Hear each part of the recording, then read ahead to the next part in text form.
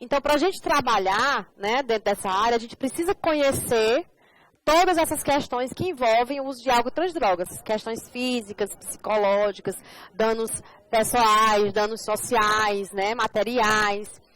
E o profissional que vai trabalhar nessa área, ele precisa ter algumas características, né? A primeira delas é a mente aberta. O que é a mente aberta? A gente tem que se despir mesmo, ficar nu de preconceitos, né? Tentar, pelo menos, trabalhar os nossos preconceitos. Por que eu preciso ter uma mente aberta? Porque eu vou atender uma imensidão de pessoas de formas diversificadas, que pensam diferentes, que agem diferentes, que a relação com a droga é diferente. Por exemplo, usuários de crack, eles não são iguais. Usuários de maconha não são iguais. Cada um tem um jeito de fumar maconha. Tem o horário, tem a quantidade, tem o tipo que eles gostam. Às vezes eles gostam de misturar com cigarro. Então, quem trabalha nessa área sabe, cada um tem a sua Ai, não consigo dizer a palavra mais. São diversificados, pronto. São diferentes, são singulares, são peculiares. Outra coisa, atitude flexível. É impressionante como eles começam com planejamento aqui, aí daqui a pouco eles mudam. Eles dizem assim, vou dar o exemplo do CAPS AD, por exemplo. O usuário chega e diz assim, pelo que você falou, doutora, eu posso ficar no intensivo. Eu acho que eu vou me adequar ao intensivo. Daqui a 2, 3 dias, uma semana depois, um mês depois, não, doutor, eu acho que o melhor para mim é o semi-intensivo. Aí vai para o semi-intensivo. Aí ele passa 15 dias, um mês no semi-intensivo, aí ele volta de novo, não, doutor, eu quero voltar para o intensivo. Então, a gente precisa analisar cada uma das situações para estar respondendo a essa demanda. Às vezes, né, a gente também tem que ser sagaz e perceber se ele não está manipulando o serviço, né? E aí, se você percebe que ele está manipulando, você vai trabalhar essa manipulação com ele. Direcionar ele para os profissionais que possam fazer esse trabalho. Mas essa questão de ser flexível, observar, por exemplo, ele estava trabalhando e aí perdeu o emprego. Não pode mais não tem mais vale para ele ir todo dia para o tratamento. Vai ter que reduzir os dias, né? Aí a gente vai avaliar como é que está o padrão, como é que está a fissura, como é que está a questão da fissura, da abstinência, né? Se ele não está mais andando nos ambientes. Isso se o desejo dele for a abstinência, né? Porque pode ser também que ele queira só reduzir riscos e danos. Então, a gente precisa ter essa atitude mais flexível, né? Ou então, eu não quero participar do grupo hoje, eu quero fazer outra atividade. Vai fazer a atividade, né? Primeiro faz a escuta, ver o que está acontecendo, para ofertar as atividades para ele. Depois, disposição para seguir o fluxo ou mudar a direção quando necessário. O que é isso, gente? É ser flexível também. Né?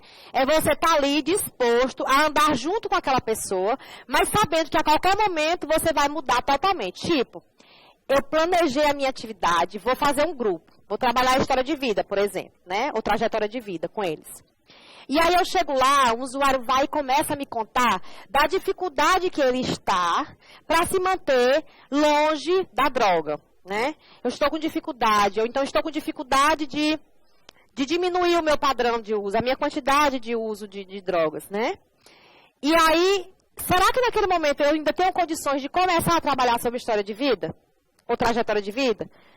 Eu vou dar ouvidos à fala dele. E aí aquilo ali pode ser o tema do grupo que eu vou trabalhar naquele momento. Então, eu estava preparada para fazer uma coisa e o grupo me demandou outra. E aí eu vou trabalhar nessa perspectiva. A outra coisa é o espírito aventureiro de tentativa e erro. Eu comecei uma coisa que não deu certo, aí eu não vou desistir. Eu vou lá e faço de novo, enquanto profissional, né? Não é porque toda vez não deu certo que eu vou deixar de fazer. Tipo, eu fiz uma abordagem a um usuário que eu estou vendo que ele está se acabando, né? Fisicamente e psicologicamente em relação ao uso problemático de álcool e outras drogas. E aí a família foi lá e me pediu um atendimento. Eu fiz uma visita domiciliar, o usuário não quis. Aí eu vou desistir desse usuário? Não, eu vou voltar em outro momento. E ainda me coloco à disposição, digo assim, tudo bem, nesse momento eu respeito a sua decisão, mas eu quero lhe dizer que eu estou à sua disposição e que eu vou voltar em outro momento. Né? E aí você vai de novo, e tenta outra forma, e outro discurso, e outra maneira de abordar, e assim por diante. Né? E na questão do espírito aventureiro, eu até estava pensando nas questões do consultório na rua. Consultório na rua, às vezes a gente tem que entrar dentro de buracos, né? Em alguns locais que são insalubres e periculosos. Então, você precisa, não é você ser destemido e achar que você tem o corpo protegido, que não vai acontecer nada com você. Claro que a gente também precisa ter a medida preventiva. Mas a questão de se aventurar, de tentar, da questão de errar e acertar mesmo. Tentar, errei, vou tentar de novo, né? Isso também é espírito aventureiro, tá certo? Alguma pergunta? Acho que passei demais, não. Aí dentro disso, gente, diante de tudo que a gente viu, da questão dos dois modelos de rotina de trabalho, da forma de abordar, de quais são as características profissionais, né, para trabalhar com as pessoas que fazem uso de álcool e outras drogas, a gente precisa construir um projeto terapêutico, né? O projeto terapêutico ele pode ser feito de duas formas. Aliás, ele tem que ser feito de duas formas. Primeiro é o projeto terapêutico institucional. O que é isso? Eu estou trabalhando no CAPS AD. Então, o que o CAPS AD vai oferecer para essa pessoa? Qual é o projeto que tem aqui no CAPS AD de atividades e de profissionais para eu poder estar ofertando às pessoas que fazem a busca do CAPS AD como meio de tratamento, né? Eu tenho um consultório na rua. Então, qual é o projeto que o consultório na rua me traz para que eu possa colocar aquele usuário ou ofertar para ele, né, o tipo de trabalho, de abordagem que aquela instituição realiza? O centro pop, a comunidade terapêutica e por aí vai. Mas nós temos o projeto terapêutico do usuário, né? Que esse projeto terapêutico ele vai respeitar as individualidades de cada pessoa, né? As demandas que cada usuário traz daquilo que eu acabei de falar para vocês, né? Então, os modelos ou opções diferentes de tratamento para escolher junto ao usuário o que melhor se encaixa nas necessidades individuais. Um exemplo básico, né? Eu tenho um trabalho com artesanato, eu tenho um atendimento individual, eu tenho trabalho em grupo dentro da instituição, eu tenho aulas de educação física, eu tenho aulas na comunidade de capoeira, eu tenho aula de judô. E aí, dentro disso que eu tenho, e dentro do que o usuário traz para mim, como padrão de uso, contínuo de uso, problemático, não problemático, eu vou ofertar para ele as atividades que tem naquele dispositivo, para que ele diga assim, olha, eu acho que fica melhor eu participar disso aqui. Mas isso não significa dizer que você, enquanto profissional, não possa dizer assim, seu fulano, eu sei que o senhor me disse que gostaria de participar do intensivo, mas eu acredito que nesse momento, pelo que o senhor disse que está passando por isso e por isso, aí você vai elencando as coisas que ele lhe falou. Eu acredito que nesse momento seja melhor para o senhor participar desse tipo de atividade aqui. Vai melhorar a sua vida nisso, naquilo, entendeu? E aí você vai construindo junto com o usuário, né, um projeto terapêutico que seja melhor para ele. Fica até mais fácil para ele cumprir quando eu escolho, quando eu faço a escolha, fica muito mais fácil para eu cumprir, né? Outra coisa importante, o atendimento ele tem que ser humanizado e gratuito, né? A equipe ela tem que ser treinada e qualificada. Não tem como eu trabalhar na área de álcool e outras drogas se eu não tenho conhecimento teórico e técnico para realizar tal função. Então, eu preciso ser treinado enquanto profissional e também ter qualidade no meu atendimento. Treinamento e qualificação dentro da área de álcool e outras drogas. Eu preciso conhecer o que é que traz esse mundo para que eu possa também estar me colocando enquanto profissional, ofertando aquilo que o meu trabalho me demanda, tá? A responsabilização, ou seja, a responsabilidade é de quem? É do usuário, mas também é minha, na construção do projeto terapêutico singular. Ele tem a responsabilidade dele, mas eu também tenho a minha parcela. Por quê? Porque se o usuário chega lá e diz assim, eu quero participar disso, e você fica lá apático, não diz nada, como é que você escutou, né, a demanda da pessoa e você não vai dizer nada para ajudar ele, né? Ou então, fazer com que ele reflita sobre algum tipo de comportamento. Né? Ele diz uma coisa, mas o comportamento dele diz outra. Lembra da comunicação que a gente trabalhou semana passada? Né? Por isso que a gente tem que perceber essas questões, tá certo? Para que eu possa também me responsabilizar dentro da construção desse projeto terapêutico. Eita, eu fui voltar. David, volta aí para mim, por favor. Alguma pergunta, gente? Para EMEI Sul, para EMEI Norte, né? E Júlia Nunes, como é que vocês estão por aí? Não estão perguntando nada, estão muito calados. Vamos lá, manda aí um chat para mim, para a gente ver, para a gente discutir, debater. David, passa o slide para mim, por favor.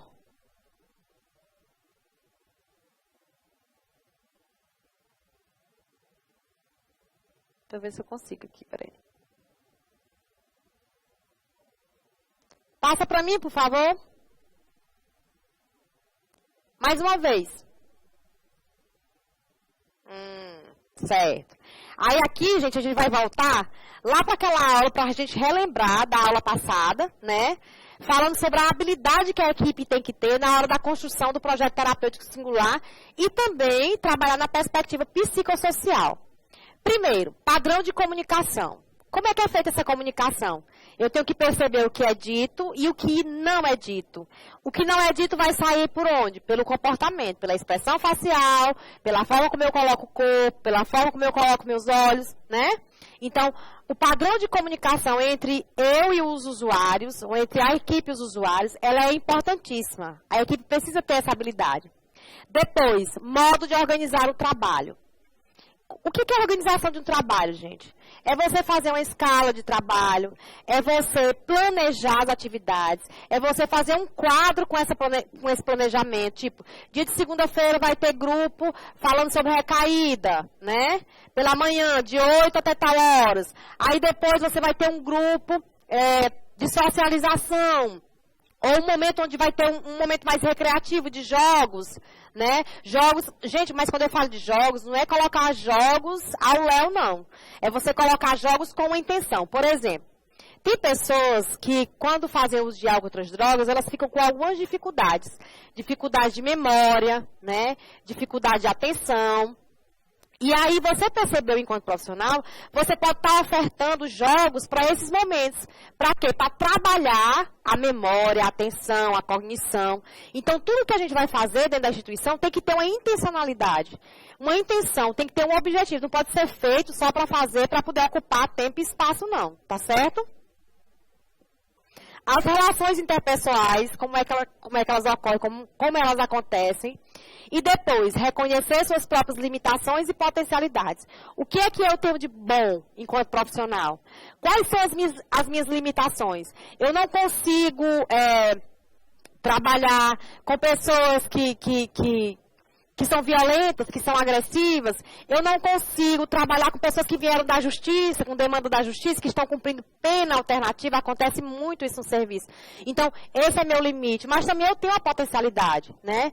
Eu sei trabalhar mais com grupos informativos.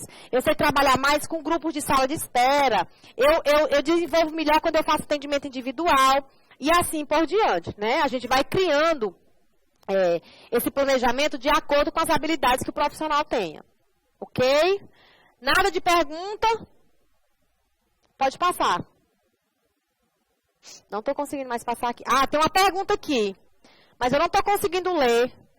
Tem como abrir mais um pouco para mim, para eu poder ler a pergunta?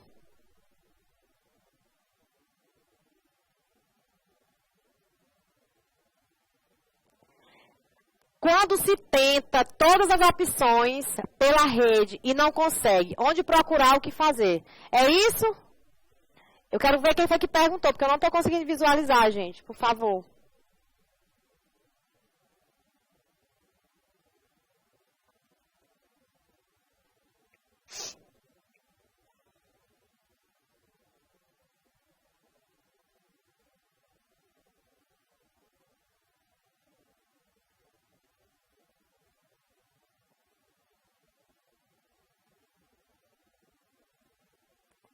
Eles estão me vendo ainda? Eles estão me vendo? Estão? Ah, tá. Ah, tá. Tá certo. Eu acho que eu compreendi a pergunta, né? Quando se tenta de todas as formas pela rede e não consegue, né? O que fazer, o que procurar? Depende do que a gente esteja procurando na rede, né? Porque, assim, lembra que eu falei da habilidade comunicacional? Por que essa rede não está recebendo essa pessoa? Né? Essa pessoa quer ir realmente para a rede? Né? Agora sim, eu tenho que ver, gente, qual é o objetivo de cada instituição. Por exemplo, se eu tentei levar para o CAPS-AD, o CAPS-AD recebe essa demanda, tipo, eu quero fazer uma internação. O CAPS-AD faz internação? Não faz. O Conselho da Rua faz internação? Não faz. Né? Então eu tenho que ver também qual é a demanda que eu estou levando para essa rede. Às vezes você quer fazer uma sutura numa UBS. Uma UBS não faz sutura. Onde é que faz sutura? O que é sutura? É costurar o ferimento, né? Onde é que faz sutura? Em hospital de urgência e emergência.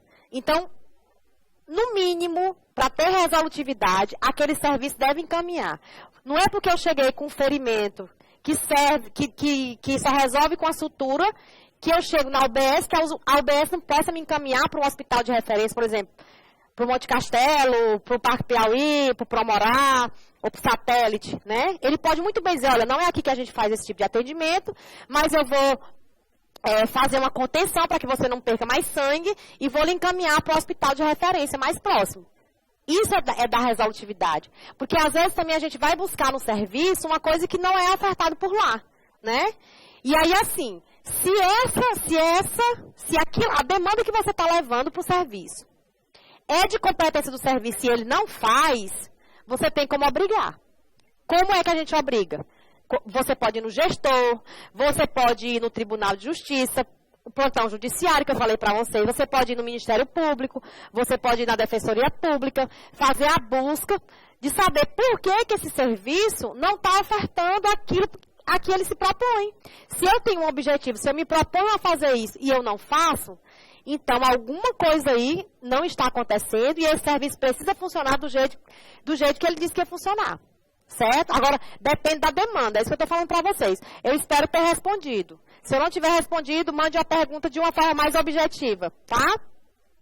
De uma forma mais que eu possa me expressar melhor. Mas eu acho que eu entendi isso. Que a pessoa perguntou se quando se tenta de todas as formas e não consegue, né?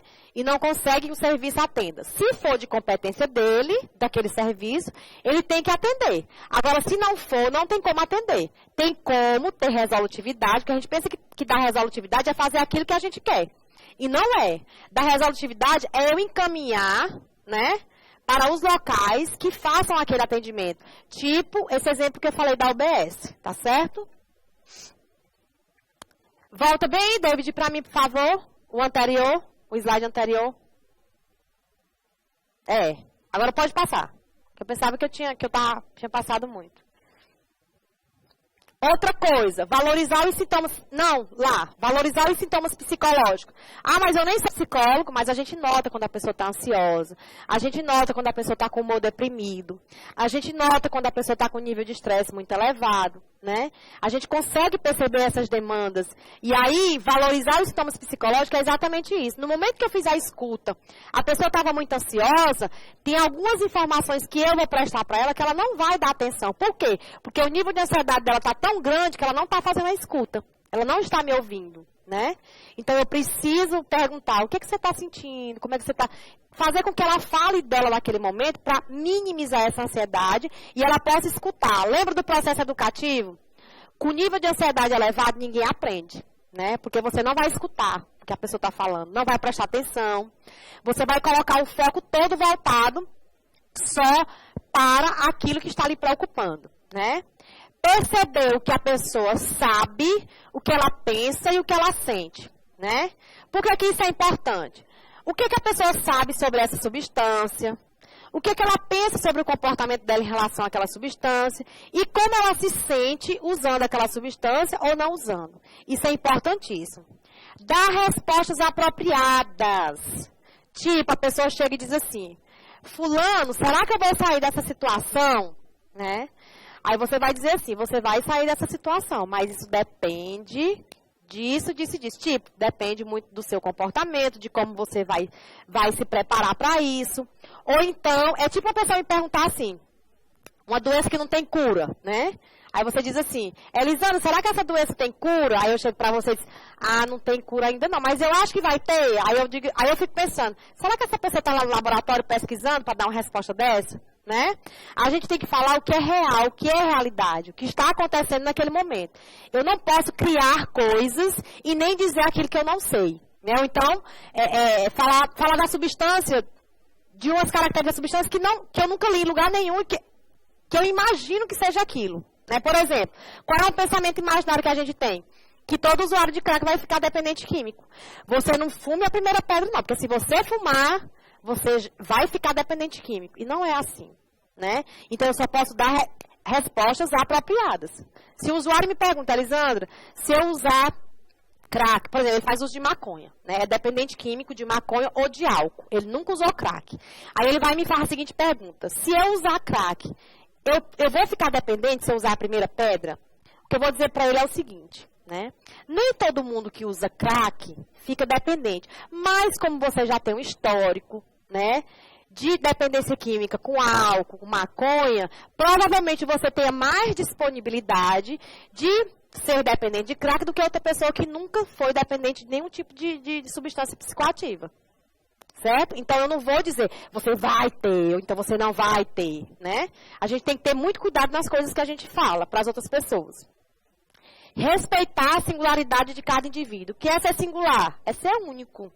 É ter a sua subjetividade. Lembrem da personalidade, do caráter, daquelas características todas que eu falei que fazem com que a gente se comporte. Natureza humana, né? Sistema sensorial e por aí vai. A pergunta anterior foi esclarecida. Gente, que coisa boa, né? Isso é muito bom. Pode passar o slide para mim, por favor? Eu tinha colocado aqui algumas atividades para a gente realizar. Mas como a gente teve esse problema técnico, a gente vai dar continuidade à aula e no final a gente faz as atividades, tá certo? Pode passar. Então agora nós vamos falar de uma coisa maravilhosa, né? O que é esse apoio psicossocial? O que é essa intervenção psicossocial que a gente tanto fala? Mudou o modelo, saiu do modelo hospitalocêntrico, mudou para o modelo psicossocial. Então, o que é esse apoio psicossocial, né? Como é que a gente oferta esse tipo de apoio? Então, algumas perguntas, elas precisam ser respondidas, né? Quando a gente pensa em apoio psicossocial ou em atenção psicossocial, a gente pensa em como intervir, né? O que é intervir? O que é que eu vou fazer agora? Como é que eu vou atender esse usuário? Eu já sei que a equipe é multiprofissional. Eu já sei também que a família e a sociedade estão inclusas dentro desse atendimento. Então, como é que eu vou intervir? Que tipo de abordagem eu vou fazer? Isso vai depender de quê, gente? Da instituição a qual eu esteja inserida. Né? Se eu estou inserida numa instituição, então a minha intervenção ela vai depender do objetivo dessa instituição. Como atuar no local de trabalho? Qual é a minha profissão? Eu sou o quê? Eu sou psicóloga? Eu sou enfermeiro? Eu sou assistente social? Né? Então, a minha intervenção dentro do meu local de trabalho, a minha atuação, ela também vai perpassar a minha formação profissional. Como é que eu faço para sair do modelo tradicional? Eu já escutei várias vezes as pessoas dizendo que saiu do hospital psiquiátrico e mudou só o nome, né? Mudou só o nome de hospital psiquiátrico para CAPS. Né? Porque continua a mesma coisa, os usuários continuam lá dentro e de forma crônica eles não conseguem sair, só que a gente percebe que não é bem assim, né? E que é também um processo de mudança. As mudanças, elas não acontecem do dia para a noite. É um processo, né? Um processo pedagógico também. Como lidar? Como é que a gente vai trabalhar essas novas realidades? Quais são as novas realidades? A família, a sociedade e o usuário tendo livre acesso aos serviços de saúde para álcool e outras drogas ou para a saúde mental. Né? Pode passar, David. David, passa para mim, por favor. Passa o slide para mim, por favor. Então, dentro do apoio psicossocial, a gente tem a intervenção psicossocial. O que é essa intervenção psicossocial? A intervenção psicossocial, gente, trabalha na perspectiva dos grupos, né? Eu vou trabalhar com grupos e não mais só com atendimento individual. No hospital, além do atendimento ser individualizado, né, dentro do leito psiquiátrico, quando vai para o ambulatório também, o atendimento também é individualizado. Não se trabalha nessa perspectiva de grupo. Né? Por que trabalhar com grupo? Porque ele acredita na mudança coletiva, a intervenção psicossocial. Ela é voltada mais para a mudança coletiva. Ou de um indivíduo. Porque acredita-se que um indivíduo ele pode mudar o comportamento grupal. Né? Pesquisa ativa, o que é isso? Tudo que eu desenvolvo dentro da intervenção psicossocial, ela me serve como pesquisa. Né? Como assim como pesquisa? Me serve como modelo. Né, de atuação, de atendimento. Se eu estou fazendo um grupo numa instituição, se eu faço um atendimento, é bom que eu escreva É bom que eu relate aquela experiência. Por quê? Porque aquilo ali vai servir de pesquisa naquilo que eu estou trabalhando, né?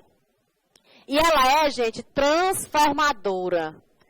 Né? A intervenção psicossocial, ela transforma. Por isso que ela trabalha na perspectiva da pesquisa participativa de Paulo Freire. O que Paulo Freire diz? Né? Que a gente trabalha o sujeito e consegue mudar o comportamento dele através da aprendizagem. E da aprendizagem significativa. O que é a aprendizagem significativa? É quando você trabalha com a vivência do sujeito, o dia a dia das pessoas.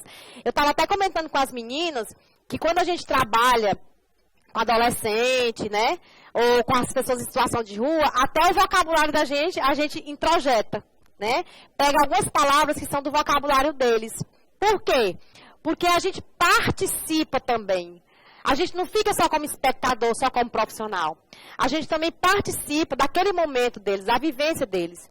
Então, para mim, enquanto profissional, é mais fácil eu trabalhar com a realidade deles, da rua, do que trabalhar com a minha realidade, que é outra totalmente diferente. É como você falar de maçã para uma criança que nunca viu maçã, né?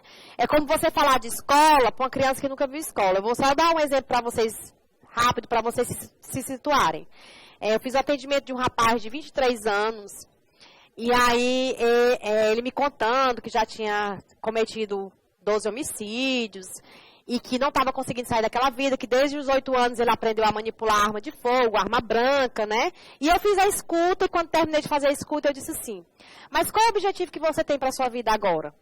O que você pretende fazer agora, a partir de agora na sua vida? Ele disse, eu não sei fazer outra coisa. Eu só sei fazer isso, eu só sei roubar, eu só sei matar, eu só sei ser preso, né? Eu só sei usar arma de fogo, eu não sei fazer outra coisa. Vou me oferecer escola? Para que eu vou para a escola? Eu não sei estudar, né?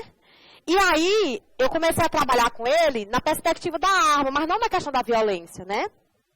Qual era a representação da arma, né? O que eu poderia fazer com aquela arma. E aí ele começou a escrever. Quando ele começava a escrever, eu começava a dizer, olha, como você desenvolve outro processo educativo, que não só manipular a arma. Aí eu ia mostrando para ele outras possibilidades no decorrer do tempo. Demora, gente. É um processo que demora.